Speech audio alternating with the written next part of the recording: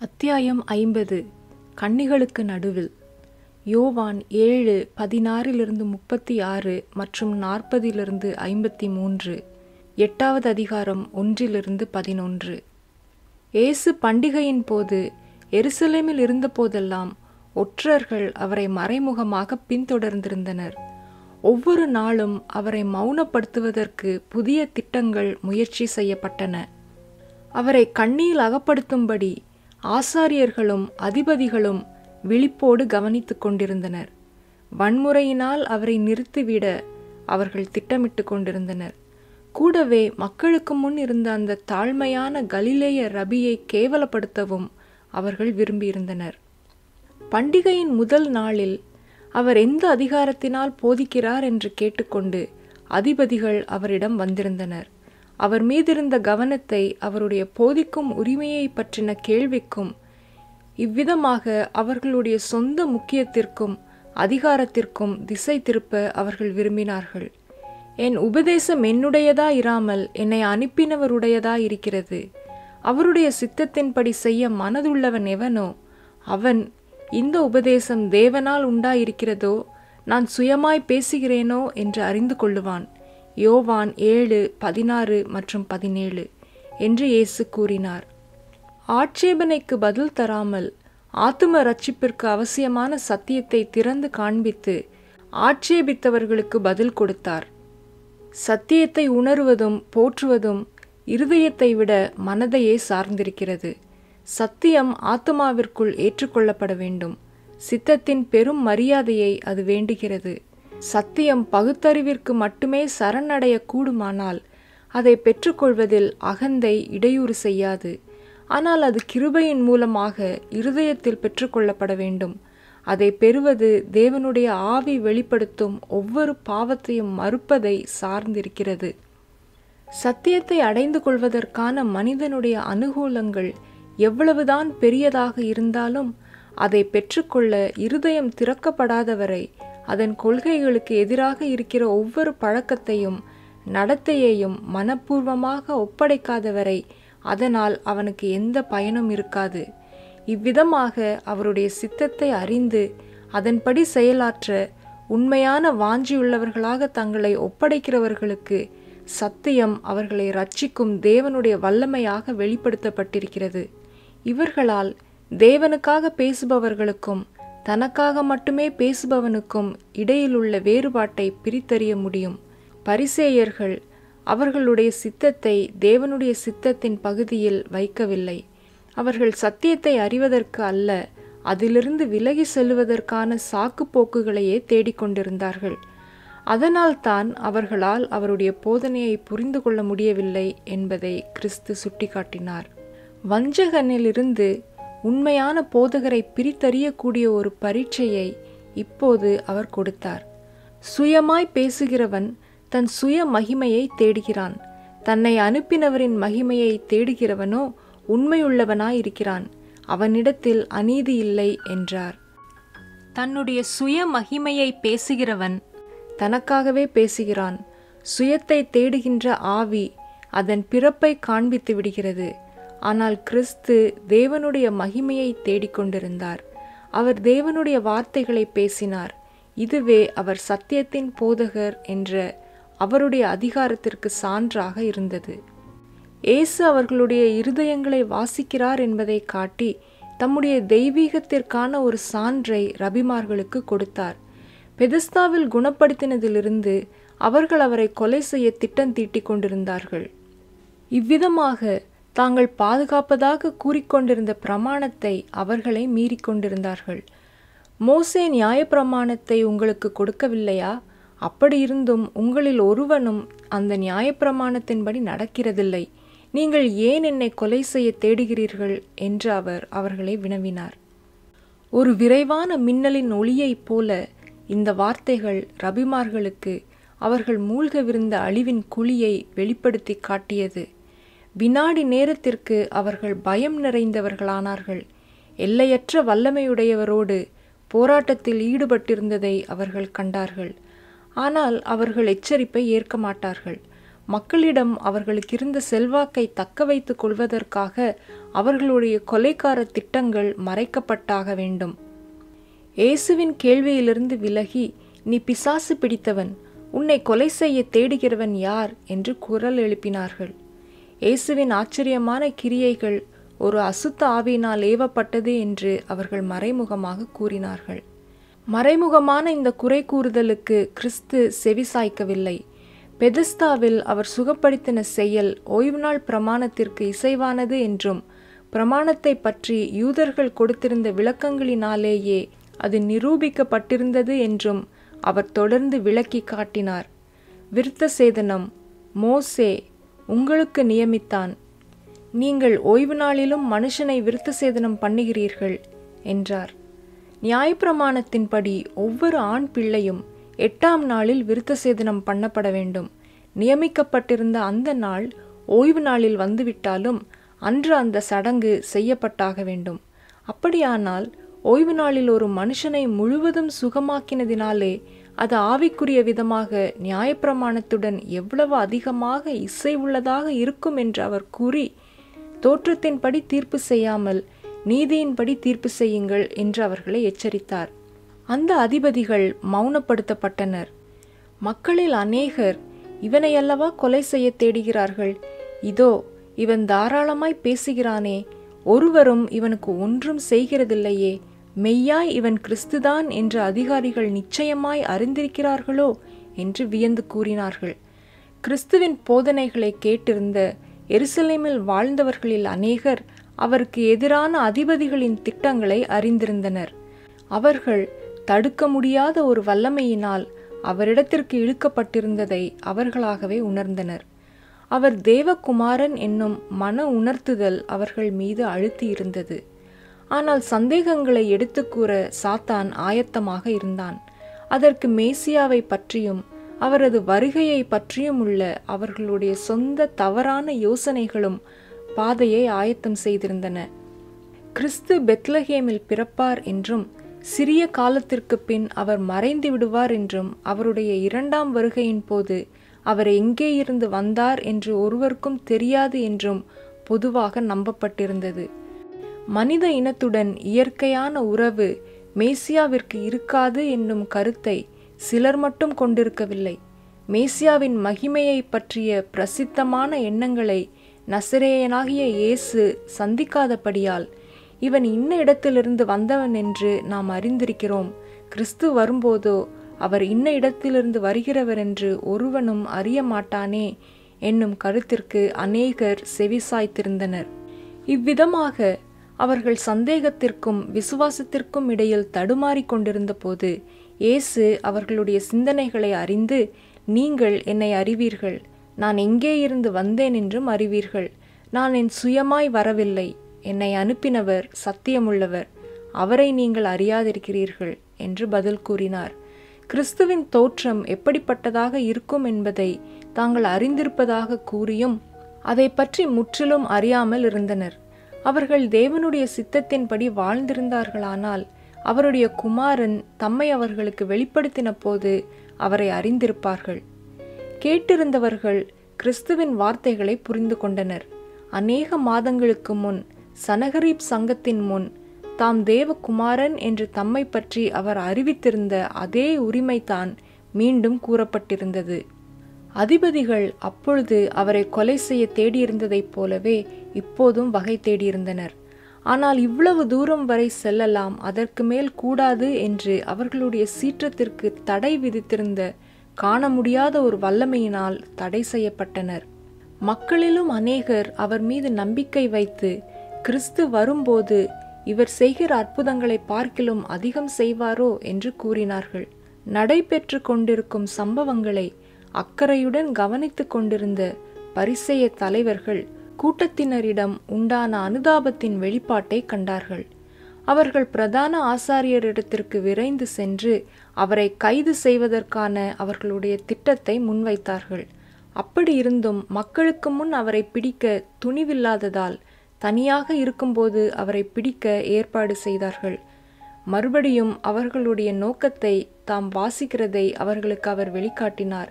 இன்னும் கொஞ்சம் காலம் நான் உங்களுடனே கூட இருந்து பின்பு என்னை அனுப்பினவரிடத்திற்கு போகிறேன். நீங்கள் என்னை தேடுவீர்கள், ஆனாலும் என்னை காண மாட்டீர்கள். நான் இருக்கும் இடத்திற்கு நீங்கள் வரவும் கூடாது என்று சொன்னார். விரைவில் அவர்களுடைய பரிகாசத்திற்கும் வெறுப்பிற்கும் அப்பால் உள்ள ஒரு அடைக்கலத்தை அவர் காண்பார். மறுபடியும் தூதர்களால் போற்றப்படுபவராக அவர் தமது பிதாவிடத்திற்கு ஏறி போவார். அங்கே அவரது கொலைகாரர்கள் ஒருபோதும் செல்ல முடியாது. இவரை நாம் காணாதபடிக்கு எங்கே போவார்? கிரேக்கருக்குள்ளே சிதறியிருக்கிறவர்களிடத்திற்கு போய் கிரேக்கருக்கு உபதேசம் பண்ணுவாரோ என்று அந்த ரபிமார்கள் ஏளனமாக கூறினார்கள். தங்களுடைய பரிகாச வார்த்தைகளினால் கிறிஸ்துவின் ஊழியத்தை சித்தரித்து கொண்டிருந்ததை அந்த குற்றம் பிடிப்பவர்கள் அறியாதிருந்தனர். கீழ்ப்படியாதவர்களும் எதிர்த்து பேசுகிறவர்களுமாயிருக்கிற ஜனங்களிடத்திற்கு நாள் முழுவதும் தமது கைகளை நீட்டினார். என்றாலும் அவரை தேடாதிருந்தவர்களாலே கண்டறியப்படுவார். அவரை விசாரித்து கேளாதிருந்தவர்களுக்கு வெளியரங்கமாவார். ரோமர் 10:20 மற்றும் 21. இயேசு தேவகுமாரன் தான் என்று உணர்த்தப்பட்ட அநேகர் ஆசாரியர்கள் மற்றும் ரபிமார்களின் தவறான நியாயவாதத்தினால் தடம் மாறி நடத்தப்பட்டிருந்தனர். இந்த ஆசாரியர்கள் சேனைகளின் கர்த்தர் சீயோன் மலையிலும் எருசலேமிலும் ஆளுகை செய்வதால் அவருடைய மூப்பர்களுக்கு முன்பாக மகிமை உண்டாயிருக்கும். ஒரு சமுத்திரம் தொடங்கி மறு சமுத்திரம் வரைக்கும், நதி தொடங்கி பூமியின் எல்லைகள் வரைக்கும் அவர் அரசாளுவார். ஏசாயா 24:23, சங்கீதம் 72:8 என்ற மேசியாவை பற்றிய தீர்க்க தரிசனங்களை மிகுந்த வலிமையுடன் மீண்டும் கூறியிருந்தனர்.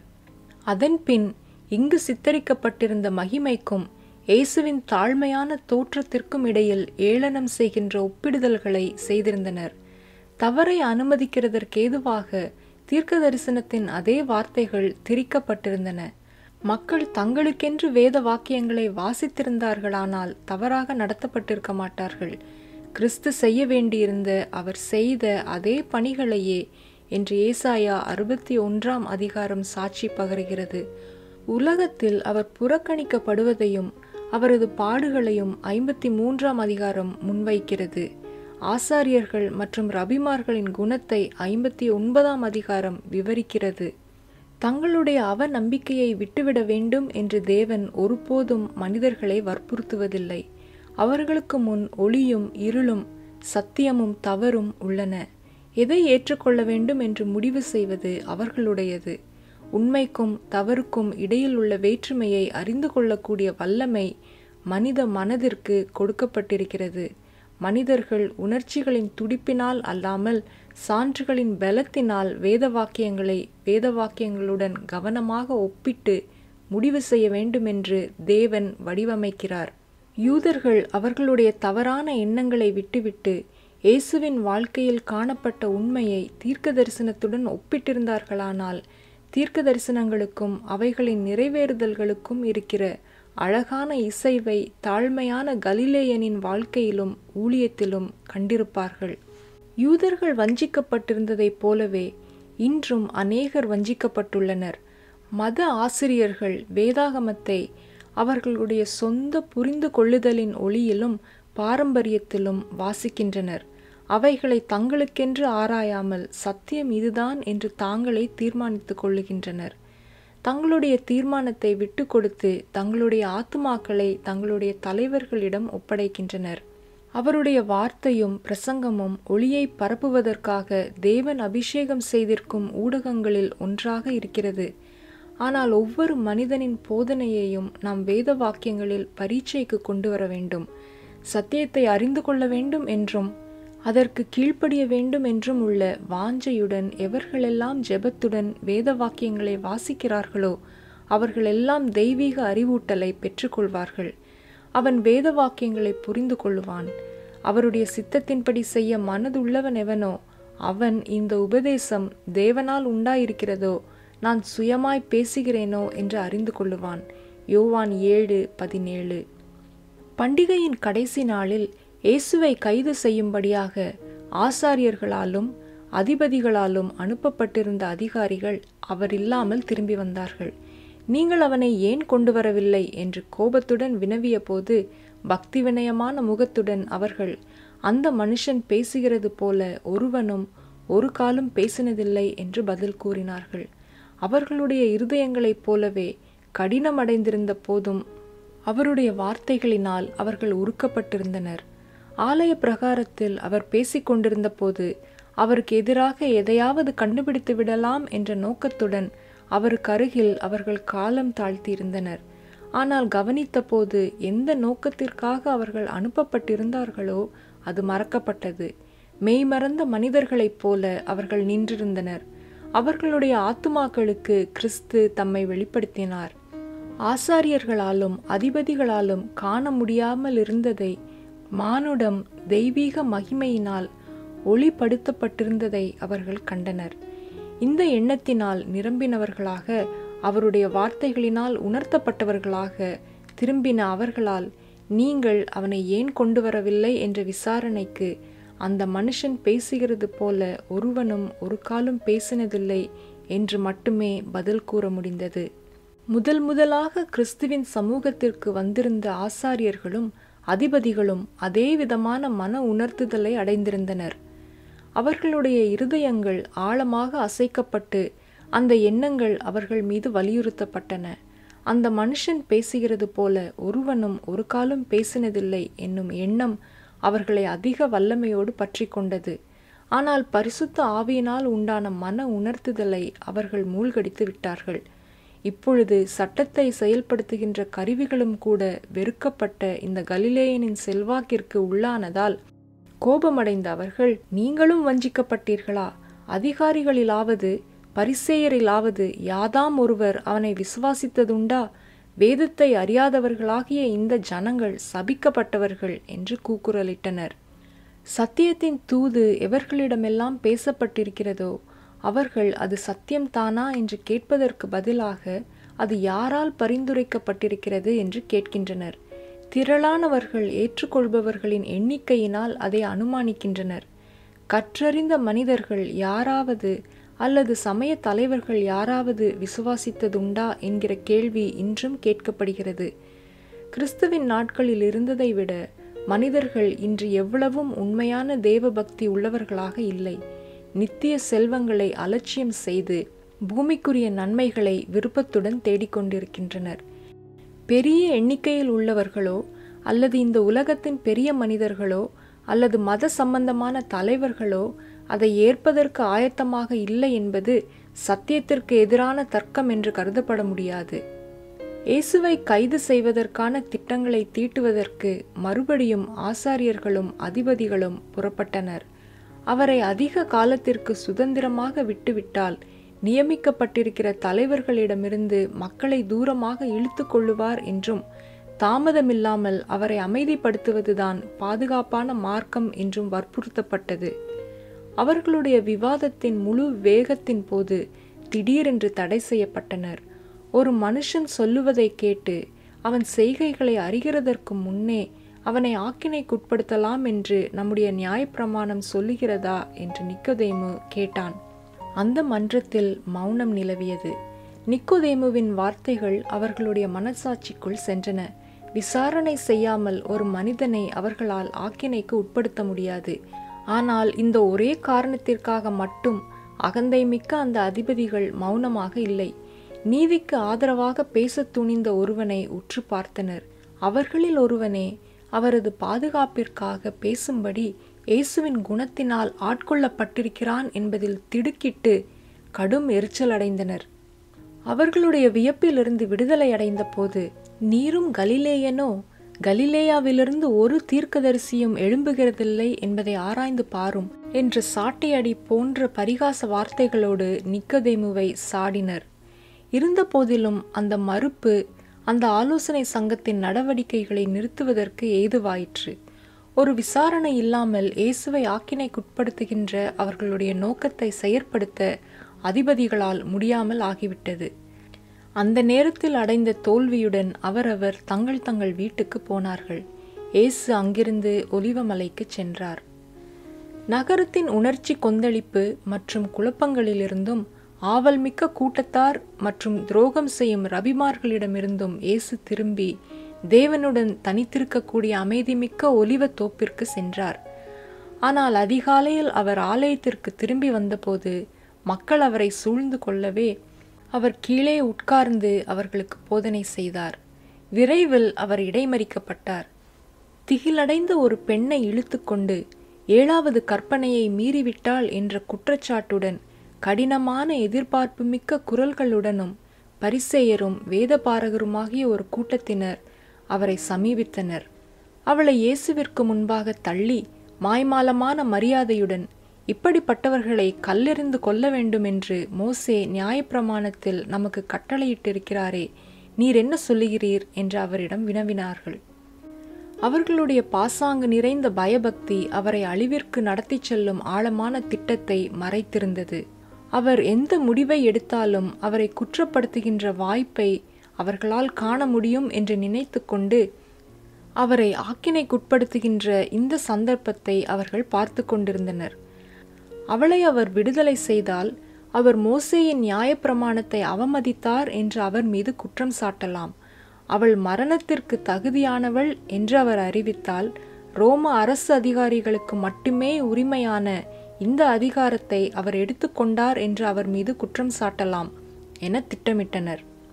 வெட்கப்பட்டு நடுங்கிக் கொண்டிருக்கும் குற்றவாளியையும் மனித இரக்கமும் கூட இல்லாத கடினமான முகத்தையுடைய மேன் மக்களையும் இயேசு ஒரு வினாடி பார்த்தார்.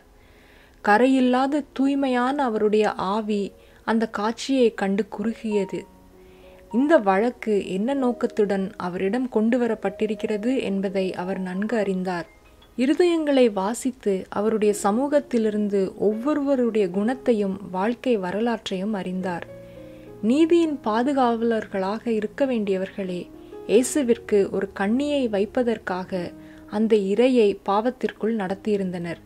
அவர்களுடைய கேள்வியை கேட்டது போல காட்டிக்கொள்ளாமல், அதற்கான எந்த அடையாளத்தையும் கொடுக்காமல் அவர் கீழே குனிந்து தமது கண்களை நிலத்தின் மீது பதித்து தூசியில் எழுதத் தொடங்கினார். அவரது தாமதத்தில் வெளியரங்கமான அக்கறையற்ற தன்மையை கண்டு பொறுமையை இழந்த குற்றஞ்சாட்டினவர்கள் அருகில் நெருங்கி வந்து அந்த காரியத்தில் கவனம் வைக்கும்படி அவரை வற்புறுத்தினார்கள். ஆனால் இயேசுவின் கண்களை தொடர்ந்து அவர்களுடைய கண்கள் அவரது பாதத்தின் அருகில் இருந்த தரையின் மீது பதிந்தபோது அவர்களுடைய முகபாவங்கள் மாறின. அவர்களுடைய சொந்த வாழ்க்கையின் இரகசியமான குற்றங்கள் அங்கு வரையப்பட்டிருந்தன. அவர்களுடைய முகபாவங்களில் உண்டான திடீர் மாற்றத்தை பார்த்து கொண்டிருந்த மக்கள் அப்படி என்ன ஆச்சரியத்தையும் வெட்கத்தையும் அவர்கள் கண்டார்கள் என்பதை காண முன்னால் நெருங்கினார்கள். நியாயப்பிரமாணத்தின் மீதுள்ள அவர்களுடைய பக்தியின் அனைத்து வெளிக்காட்டல்களுடனும் இந்த பெண்ணிற்கு எதிராக கொண்டு வந்திருந்த இந்த ரபிமார்களின் குற்றச்சாட்டு அந்த பிரமாணத்தின் ஏற்பாடுகளை புறக்கணிப்பதாக இருந்தது. அவளுக்கு எதிராக நடவடிக்கை எடுக்க வேண்டியது அவளுடைய கணவனின் கடமையாக இருந்தது. அதில் சம்பந்தப்பட்டிருந்த குற்றவாளிகளான இருவரும் சமமாக தண்டிக்கப்பட வேண்டியவர்களாக இருந்தனர். குற்றஞ்சாட்டினவர்களின் செயல்கள் முற்றிலும் அதிகாரமற்றதாக இருந்தது. அப்படி இருந்த போதிலும் அவர்களை அவர்களுடைய சொந்த களத்திலேயே அவர் சந்தித்தார். இந்த வழக்கில் சாட்சிகள்தான் முதலில் கல்லெறிய வேண்டும் என்று பிரமாணம் குறிப்பிட்டிருந்தது. இப்பொழுது திட்டமிட்டு கொண்டிருந்தவர்களுக்கு நேராக இயேசு நிமிர்ந்து பார்த்து, உங்களில் பாவமில்லாதவன் இவள் மேல் முதலாவது கல்லெறிய கடவன் என்று சொல்லி அவர் மறுபடியும் குனிந்து தரையிலே எழுதினார். மோசேயின் மூலமாக கொடுக்கப்பட்டிருந்த பிரமாணத்தை அவர் ஒதுக்கி வைக்கவில்லை. ரோம அரசின் அதிகாரத்தையும் மீறவில்லை. குற்றஞ்சாட்டினவர்கள் தோற்கடிக்கப்பட்டிருந்தனர். அவர்களுடைய போலியான பரிசுத்தத்தின் உடை அவர்களிலிருந்து இப்போது கிழிக்கப்பட முடிவில்லாத தூய்மையானவரின் சமூகத்தில் அவர்கள் குற்றவாளிகளாகவும் கண்டிக்கப்பட்டவர்களாகவும் நின்றிருந்தனர். அவர்களுடைய வாழ்க்கையின் மறைவான அக்கிரமங்கள் திரளானவர்களுக்கு முன் திறக்கப்பட்டு விடுமோ என்று அவர்கள் நடுங்கினர். தலை கவிழ்ந்தவர்களாக, கண்களை கீழே கவிழ்த்தினவர்களாக, தங்களுடைய இரையை இரக்கமிக்க இரட்சகரிடம் விட்டுவிட்டு ஒருவர் பின் ஒருவராக திருட்டளவாக அந்த இடத்தை விட்டு சென்றனர். இயேசு எழுந்து அந்த பெண்ணை பார்த்து, ஸ்திரீயே, உன்மேல் குற்றஞ்சாட்டினவர்கள் எங்கே? ஒருவனாகிலும் உன்னை ஆக்கினைக்குள்ளாக தீர்க்கவில்லையா என்றார். அதற்கு அவள், இல்லை ஆண்டவரே என்றாள். இயேசு அவளை நோக்கி, நானும் உன்னை ஆக்கினைக்குள்ளாக தீர்க்கிறதில்லை. நீ போ, இனி பாவம் செய்யாதே என்றார். பயத்தினால் நடுங்கினவளாக அந்த பெண் இயேசுவிற்கு முன் நின்றிருந்தாள். உங்களில் பாவமில்லாதவன் இவள் மேல் முதலாவது கல்லெறிய கடவன் என்ற அவரது வார்த்தைகள் ஒரு மரண தண்டனையைப் போல அவளிடம் வந்திருந்தது. இரட்சகருடைய முகத்தை பார்க்க அவள் துணியாமல் மௌனமாக அவளுடைய மரண தீர்ப்பிற்காக காத்திருந்தாள். அவளை குற்றஞ்சாட்டினவர்கள் பேச்சற்றவர்களாகவும் குழப்பமடைந்தவர்களாகவும் செல்லுவதை அவள் ஆச்சரியத்துடன் பார்த்தாள். அதன்பின், நானும் உன்னை ஆக்கினைக்குள்ளாக தீர்க்கிறதில்லை, நீ போ, இனி பாவம் செய்யாதே என்னும் நம்பிக்கையின் வார்த்தைகள் அவளது செவிகளில் விழுந்தன. அவளுடைய இருதயம் உருகியிருந்தது. நன்றிமிக்க அன்பினால் அழுது கொண்டும் கசப்பான கண்ணீர்களுடன் அவளது பாவங்களை அறிக்கை செய்து கொண்டும் இயேசுவின் பாதத்தில் அவள் விழுந்தாள்.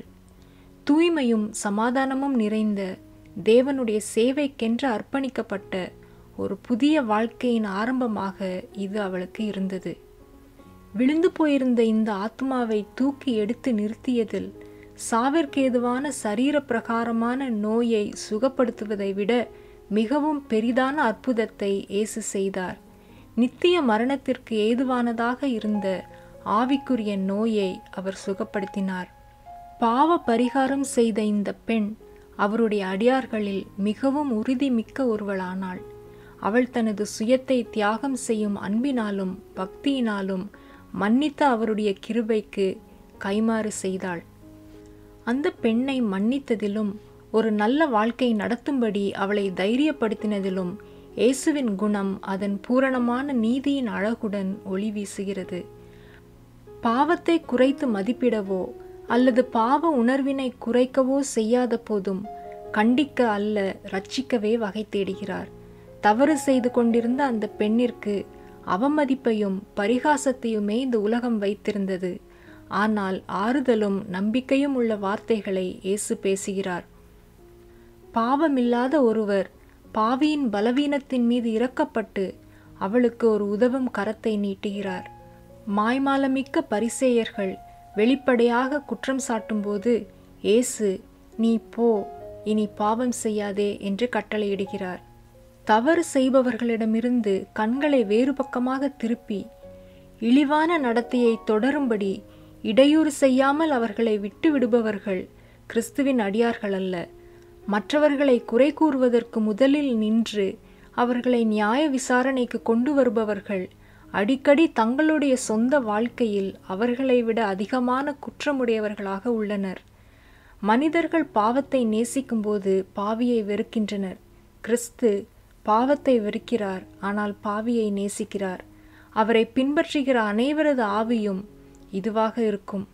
கிறிஸ்துவ அன்பு கண்டனம் செய்வதற்கு தாமதமாயும் பாவ பரிகாரத்தை அறிவதில் விரைவானதாயும் மன்னிப்பதற்கும் தைரியப்படுத்துவதற்கும் பாதை மாறி போனவனை பரிசுத்தம் என்னும் பாதையில் நடத்தி தொடர்ந்து அதில் நிலைவரப்படுத்துவதற்கும் ஆயத்தமாக இருக்கும்.